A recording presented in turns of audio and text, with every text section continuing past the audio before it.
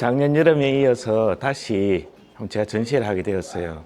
이번에는 작년 여름에는 코바코에서 한국 여행사 전시회를 마쳤는데, 이번에는 등산사, 시민들의 등산 문화, 등산의 추억을 주제로 해가지고 브렉야크 베이스 캠프와 함께 전시회를 열게 되었습니다. 2달간 지속될 계획이고요. 브렉야크 100대 명산의 한 앱에서 활동하시는 100대 명산 하는 분들이 많은 관심을 갖고 찾아주고 있습니다. 일반 시민들도 많이 올 거라고 기대하고 있습니다. 한번 들어가 볼까요?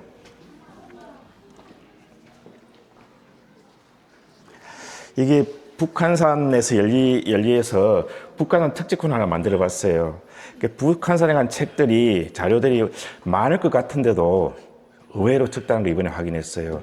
그 중에 그 몇몇 섹션을 보여드리고 싶은데, 이건 북한산에 관한 안내지, 시집, 사진집, 그림집 한 대표적으로 보여주고, 두 번째는 전문 산악인들, 한국 산악계의 모함이잖아요. 북한산 인수봉과 도봉산을 한 몇 편의 책들.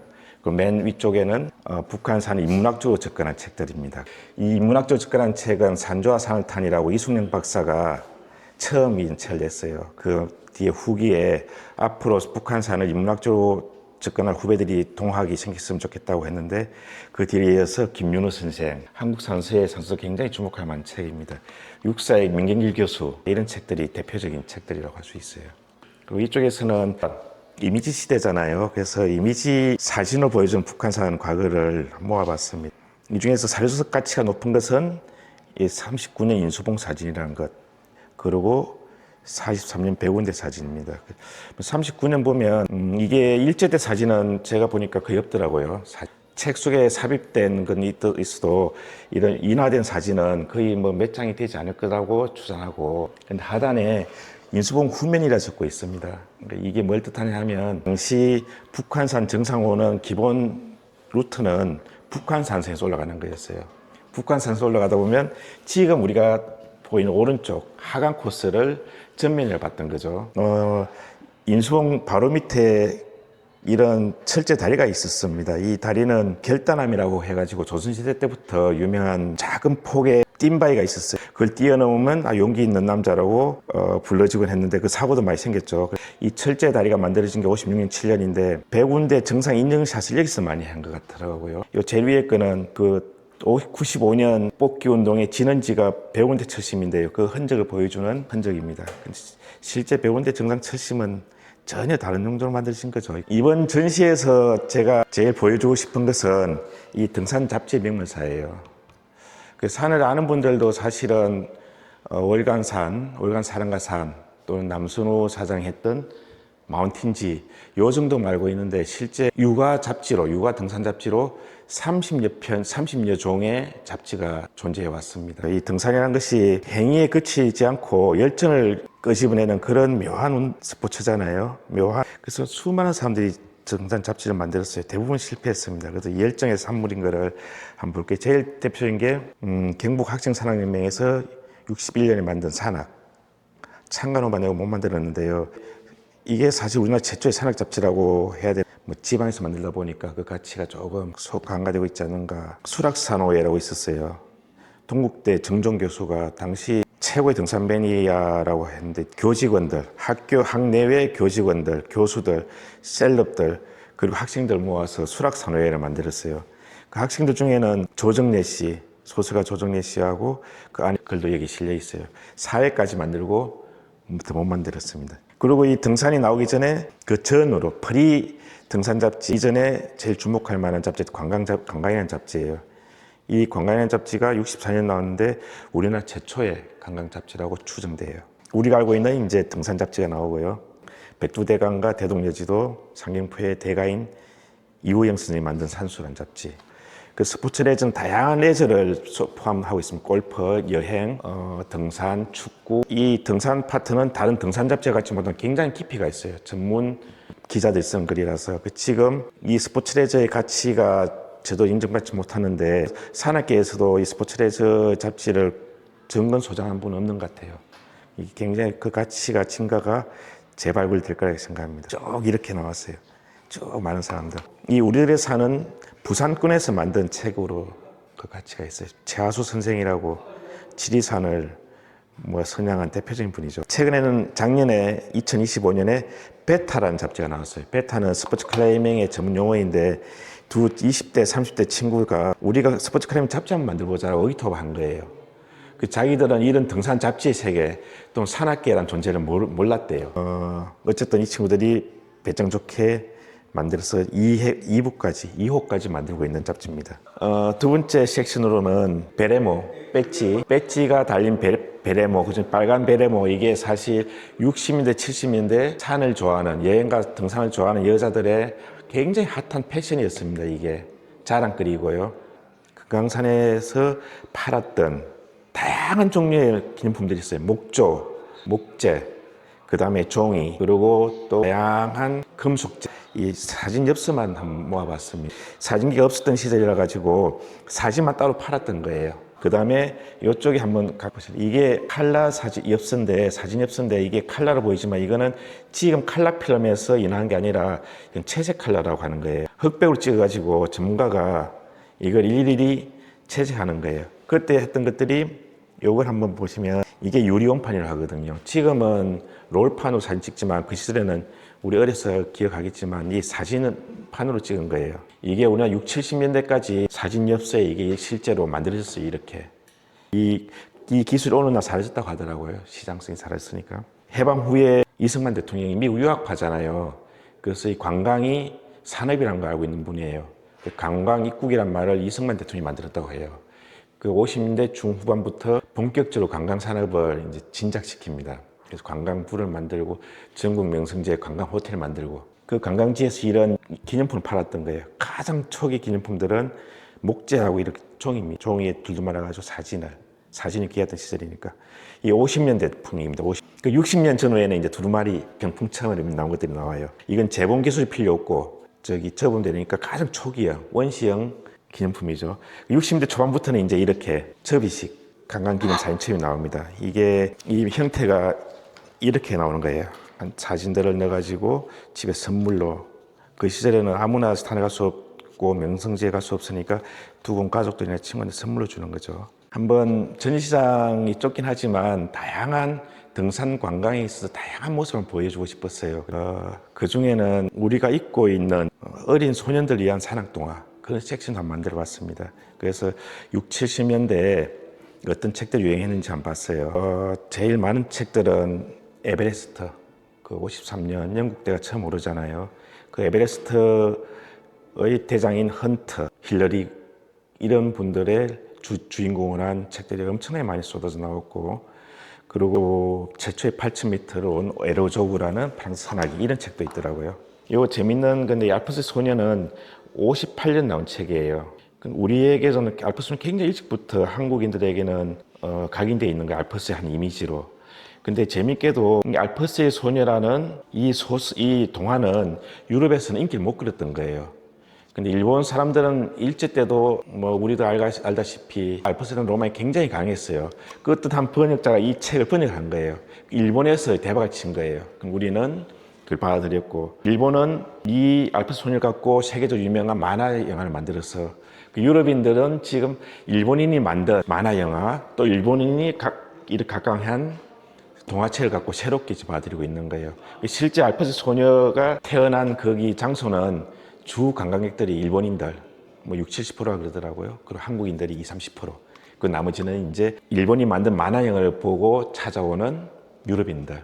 그렇게 되어 있습니다. 그리고 그 시절에는 우리가 대가족 사이였잖아요. 그래서 명성지나 등산로 입구 가면 조카들을 두고 이런 사온 선물들이 많았어요. 그 중에서 공책 중에서 이번에는 굉장히 많거든요. 그 중에서 이렇게 등반 전문 등반이 들어가 있는 피켈이 있고 등반을 하고 있고 이걸 한번 모아봤습니다. 또 요거는 우리 그 시절에 기억할 분들 많을 텐데 천하장군 있는 것은 일제 때 겁니다. 밑에 다 심이 있어요. 그리고 요거는 이 고상돈을 기린 책들이 한국에서 의외로 만들어지지 않았어요. 그게 어떤 이유가 있는지 모르겠지만 이 책은 당시 에베레스트 원정대에 함께했던 KBS 김강남 기자라는 분이 계시거든요. 그분의 원작을 갖고 여기는 정상이다라는 원작을 갖고 만든 만화예요. 이 책을 아주 희귀본이에요. 이런 배지라는 것이 당시 기념품을 대표적으로 꼽으라면 이런 관광 기념 사진첩, 배지, 열쇠고리 이런 것들이거든요. 이걸 제가 지금 보니까 5,000개, 6,000개쯤 모았겠더라고요. 뽑을 때는 몰랐는데 이렇게 전시해서 꽂아보니까 이 배지에 다양한 스토리가 들어있다는 걸 알게 되었어요. 내장산이 아주 많다는 사실. 내장 일제 때부터 단풍의 명소였어요. 단풍 터널이라는 표현으로 내장산을 유혹했고 그 흔적들을 보여주고 조금 있다가 보실 건데 지리산은 속리산에 비하지 못해요. 속리산은 일제 때 조선 8경 한 잡지사에서 조선 8경 인기 투표를 한 적이 있어요. 속리산 법주사가 당당히 꼽힌 거예요. 조선 8경의 하나라는 이렇게 엽서도 만들고 굉장히 교통도 좋았고 대표적인 명성지인 거예요. 사실 속리산 법주사는 설악산에 비견될 정도로 명소마다 발견된 거예요. 여기 보시면 천왕봉도 있고 입석대, 문장대 이렇게 명소별로 배지가 발행된 곳은 설악산, 속리산, 경주, 그리고 제주도 정도예요. 북한산이 지금이라면 이 배지가 더 많이 발행됐을 텐데 북한산 도봉산은 당시 서울 시민들 뒷산 정도 이미지였어요. 북한산 도봉산을 기념할 만한 기념품들은 거의 없습니다. 지금은 설악산과 지리산이 똑같이 한 400만 명이 1년에 찾아요. 그런데 이 배지를 보면 놀라운 사실을 발견할 수 있어요. 배지는 60년대 등장해가지고 70년대 전성기를 이루고 80년대부터 사라지기 시작해요. 정말 사라진 이유는 여러 가지가 있는데 대표적인 이유는 핫하지 않았던 거예요. 누구나 하다 보니까 식상해져 버린 거예요. 설악산은 명소별로 이렇게 되어 있는데 지리산은 기껏 노고단 구례 쪽에 불과해요. 여기가 천왕봉인데 천왕봉에 관한 배지들은 주로 80년대 배지들이 대부분이에요. 그 이유가 뭔지 전 추정해 봤는데 70년대 말부터 나온 이병주 선생의 지리산이라는 소설, 조정래 선생의 태백산맥 이걸 읽고 시민들이 몰려오기 시작한 거예요. 그 이전에는 지리산은 전문 산악인들의 종주 코스였던 거 아니면 신혼여행객들이나 수학여행객들이 서울에서 구례고육으로 기차를 타고 와서 화엄사를 보고 쌍계사를 보고 좀 있으면 노고단 올라가는 게 이게 지리산을 말하자면 그 시절 소비한 행태였어요. 80년대가 되면서 이제 천왕봉 교통도 지금도 좋지 않거든요. 그 대학생들을 중심으로 해가지고 천왕산을 오르고 이 지리산 통으로 지리 대간을 인식하기 시작해요. 이 설악산은 우리가 알겠지만 신흥사를 중심으로 하는 외설악이 있고 백담사를 기점으로 하는 내설악이 있고 오색약수를 기점하는 남설악이 있는데 외설악이 이렇게 명소마다 다 있는 거예요 사실. 근데 내설악에는 백담사밖에 없다는 게 이거 참 놀랄 일이에요. 설악산을 찾는 많은 분들이 봉정암에 오르는 불교 신자들인데 봉정암 배지가 하나가 없어요. 그래서 이것도 대부분의 사람들이 설악을 찾았다. 그걸 증명하는 거예요. 북한 사람보다 소요산이 더 많은 그것도 이채로운 거예요. 소요산 일제 때부터 경기의 금강이라는 말로 굉장히 인기 많았던 산이에요. 무등산은 배지가 겨우 하나를 발견했어요. 저도 이걸 보고 놀랐는데 지금 생각하자면 무등산은 그 시절에는 80년이 혹 이러기 전까지는 강주 사람들의 뒷산에 불과하지 않았나 이런 생각이에요. 이것도 마찬가지. 부산의 금정산은 지금 국립공원이 됐는데 배지가 없습니다. 그 이유는 배지는 외지인들이 시민들이 사는 문화였거든요. 근데 부산 사람들은 금정산을 일삼아 오르니까 그거를 기념할 필요가 없었던 거예요. 월악산, 치악산, 소백산은 전두환 정권 때 86 아시안게임하고 88 올림픽을 대비해서만 새로 개발한 관광지예요. 치악산과 월악산이 관광지가 개발되니까 이제 관광 기념품을 만들어야 되고 그래서 그때 배지들이 제작된 것을 알 수가 있어요. 그 이전까지는 용문산을 갔어요, 사람들이. 용문산을 갔던 이유는 자세히 보시면 아시겠지만 용문산 70대 배지이고 치악산은 80대 배지예요. 용문산 은행나무 잘 아실 텐데 그때는 우리가 한국인들이 전쟁이 끝나고 사실 자존감이 제로였던 시절이었어요. 그때 무엇을 대하 좋아했냐 하니까 최고, 최대. 그 용문산 은행나무는 아시아 최대 은행나무라는 컨셉으로 광고를 했고 사람들이 그걸 보러 간 거였어요. 그리고 또 보면 대둔산 배지가 어느 산보다 많아요. 대둔산은 국립공원도 아니고 도립공원도 아니었어요, 그 시절에. 그래도 이 대둔산을 갔던 이유는 정상부에 있던 흔들다리, 금강다리를 하든가 흔들다리가 그 스릴을 원했던 거예요. 지금은 산을 건강 때문에 가는 사람들도 있고, 그렇지만 그 시절에는 농업사였기 때문에 그 어렸을 때 다 산에서 태어났고 산을 따로 갈 이유가 없었던 거예요. 그래서 우리가 대둔산을 간 이유는 에버랜드 가듯이 놀이동산 가듯이 거기 가봤냐 하는 거죠. 아쉬운 것은 독도가 안 있으면 좋았을 텐데 독도가 없다는 게 너무 아쉽더라고요. 그래서 다른 것도 조명해봤습니다. 설악산은 태어나서 내내 금강산이 가려 있었습니다. 그래서 설악산을 드러나지 않았어요. 최남선 선생이 그랬잖아요. 금강산은 술 파는 여자 같고 설악산은 산골에 있는 처녀 같다, 그런 말이 있잖아요. 설악산조차도 이름이 알려지지 않았던 거예요. 이게 60년 초부터 설악산이 50년 말부터 본격적으로 개발돼요. 그 처음에 이름들이 보시면 관동이라고 하고 있어요. 이 내용들은 다 지금 설악산 이야기하고 있어요. 이 사람들은 설악산을 몰라도 정철의 관동 별곡은 알고 있었던 거예요. 근데 이게 좀 흐름을 이제 관동과 설악산에는 대등한 입장이 되고 60년이 가기 전에 70년 오기 전에 관동은 빠지고 설악산은 합니다. 드라마틱한 10년 정도의 설악산 드라마틱한 변화를 겪어요. 지금은 관동이라 해서 기억할 사람 별로 없잖아요. 설악산은 이렇게 10년 만에 한국을 대표하는 명산으로. 설악산이 없다면 우리가 사실 수학여행, 신혼여행 갈 데가 별로 없었거든요. 설악산은 한국인이라는 의식을 낳는 공동의 기억의 장소예요. 설악산 다 가봤으니까요.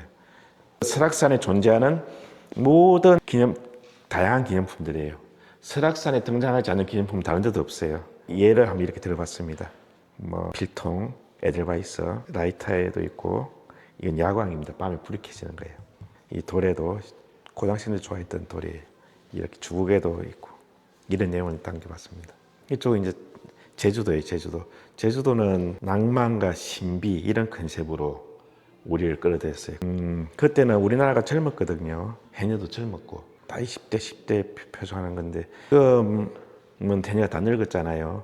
지금도 제주도 기념품 만들어지는데 해녀로는 더 만들어지지 않는 것 같아요. 대신에 하루방, 중성적이고 원래부터 늙은 하루방을 도안으로 한 기념품 많아도 이제 더 이상 해녀로 만들어지는 건 없습니다. 왜냐하면 젊은 해녀가 사라졌으니까요.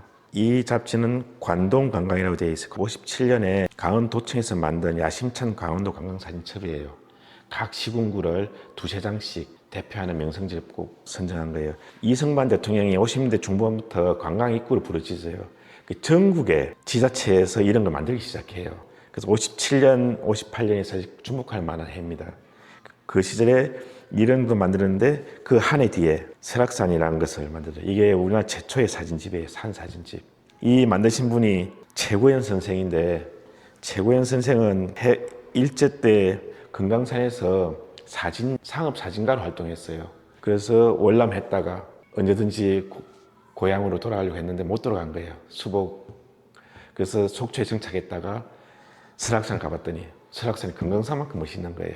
그 시절 설악산은 속초나 양양의 시골섬에서 사는 산골에 불과했던 거예요. 최고현 선생의 눈에는 관광 전문가의 눈에는 설악산이 무궁무진한 곳이라는 걸 아는 거예요. 그래서 이분이 개발하기 시작해요. 이분이 만들다 보니까 외설악이 관광의 대명사가 된 거예요. 최고현 선생의 그 작품입니다. 대단한 작품이에요. 이분은 아직 제대로 주목받지 못하고 있어요. 등산사적으로 보자면 지금 보여주고 있는 이 사진 앨범이 굉장히 의미가 있어요. 이게 55년 해방 후 최초의 설악산 사진들입니다. 지금 한국에서는 일제 때 설악산 사진은 거의 없는 걸로 지금 보여져요. 책에 들어간 사파는 많지만 해방되고 설악산이 북쪽 땅이었잖아요. 그래서 갈 수 없었고 전쟁이 끝나고 수복되면서 55년 한국산악회가 최초로 설악산을 간 거예요. 그때 한국산악회가 당대의 학자들을 동물, 식물, 언어, 풍소, 음악, 이런 국어, 어문학자 이런 모든 모아가지고 학술조사 삼아 설악산을 처음 오릅니다. 그때 찍은 사진이에요. 그때 원정대 대장이 홍종인 조선일보 주필이었고 어떤 이유인지 홍종인 대기자가 특종을 굉장히 중요시하는 기자였거든요. 설악산 최초 등산임에도 불구하고 사진 기자를 대동하지 못한 걸 보여져요. 홍종인 기자가 설악산 초등을 끝나고 나서 조선일보에 5회 연재 사진기를 쓰는데 그 사진들 찍은 사람이 이 서울대 이민재 교수예요. 식물학자 교수인데 이 이민재 박사의 사진입니다. 여기 보면 사진기를 메고 있는 게 보이는데 식물학자이다 보니까 사진가에 있었어요. 그래서 그분이 찍은 앨범입니다. 이게. 그래 여기서 주목할 게 이 이민재 박사와 이승윤 박사는 몸이 안 좋아서 오시하면서 정상을 못 가요. 정상을. 이 두 분만 빠집니다. 그러니까 홍종인 대기자는 회장님은 올라갔는데 그 5회 연재하면서 정상 사진이 없는 거예요. 이민재 박사님이 사진기를 대여를 안 했어요. 이 사진이 굉장히 좋은 주목할 만한 사진인데 이 월명암에서 대청봉을 바라보고 있는 이 여자들입니다. 뒷모습. 이 유심히 보면 이화여대라는 이름이 적혀 있는데 이때 이 이화여대생들이 한국산악회 함께 간 거였어요. 한국산악회 현대뿐만 아니라 설악산 가고 싶은 사람도 같이 갔는데 이분들이 설악산을 최초로 간 한국 여성을 보여줘요. 왜냐하면 일제 때는 조선일보 등에서 몇 번의 설악산행을 기획을 했는데 남자들만 여자들 제외하는 그런 문구도 있는 산행이 어렵기 때문에 금강산하고 설악산하고는 비교할 수 없습니다. 지금도 마찬가지죠. 그런데 이분들은 2대 산악부라 이름을 안 가고 한국산을 갔기 때문에 자기들이 책에서도 이 부분을 기록하고 있지 않아요. 자기들 잊어버린 거예요. 지금 정상석은 대청봉 적혀 있는 거 아시잖아요. 빨간 글씨로. 그 이전에는 이 요산여수라는 게 정상석이었어요. 이효상 국회의장 하시던 이효상 선생이 이 비용을 대고 에코클럽의 산악인들이 등짐을 지고 올라가서 세운 거예요. 이번 전시장을 후원한 브렉야크 강태선 회장을 담은 기사를 한번 모아봤습니다. 이 강태선 회장은 평생 산악계에 있었고 젊은 시절에부터 지금까지 일관된 흐름이 있더라고요. 그 경영 원칙이랄까. 그 90년에 73년 처음으로 사업을 시작했는데 90년에 월간산에서 처음 주목을 한 거예요. 92년도에 한국 등산 장비업체 총연합회를 만들어요. 강태선이 책 만드는 걸 좋아하시거든요. 그래서 요 책을 만들었어요. 그 당시 등산 장비 업체, 판매업체, 장비업체 다 젊은 시절 90년대 이야기가 담겨 있는 아주 좋은 자료석 가치가 많은 책이에요. 이 사진들은 50년대부터 70년대까지 등산을 보여주는 그 중에서도 베레모와 배지 이런 것을 보여주는 거로 한번 포커스 맞춰 해봤어요. 이 58년 사진입니다. 북한산. 이 60년대 패션이에요.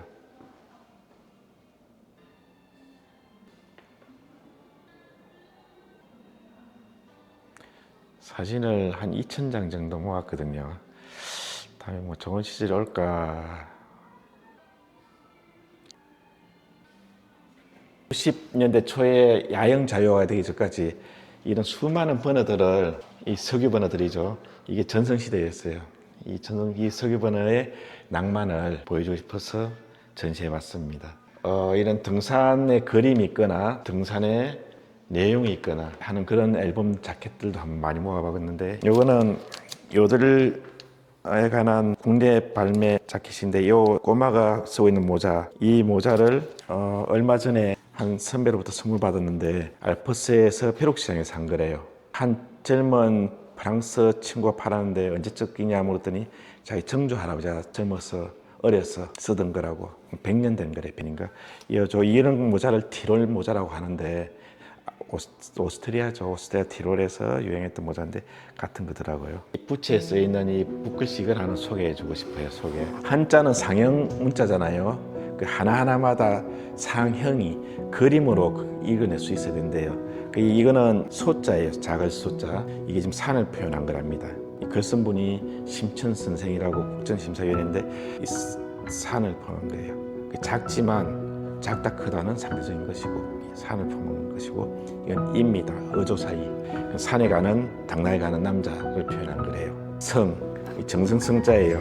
여기는 이 정성자의 말씀 원변인데 나무를 잎을 크게 벌리고 있는 산에 가서 즐거움을 표현하는 겁니다. 즐거움. 즐겁잖아요, 산에 가니까. 이거는 미예요. 아름다울 미자예요. 정상에 서니까 저 멀리 첩첩 산들이 보이고 거기서 가슴을 당당히 편 호연지를 쌓은 등산가를 표현한 거래요.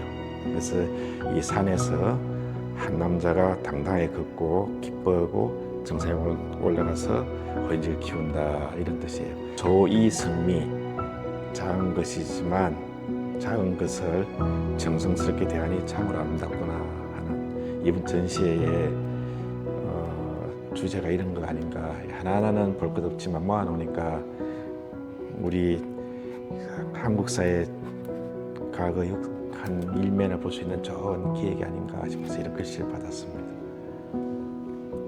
글 잘 썼죠? 멋있습니다. 고맙습니다.